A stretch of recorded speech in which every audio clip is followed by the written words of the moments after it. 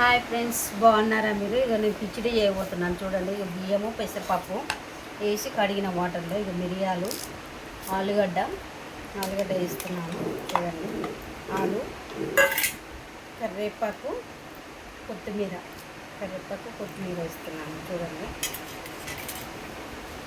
బిర్యానీ ఆకు వేస్తున్నాను.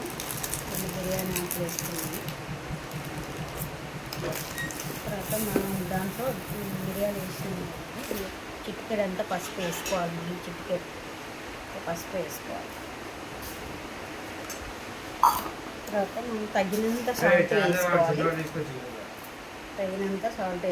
ఇగో చూస్తున్నారా ఫ్రెండ్స్?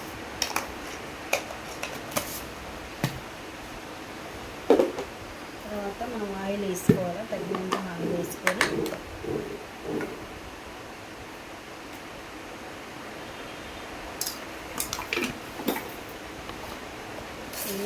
కలుపుకొని వాటర్ పోసుకొని కుక్కర్లో పెట్టి 2-3 విజిల్లకి అయిపోతుంది.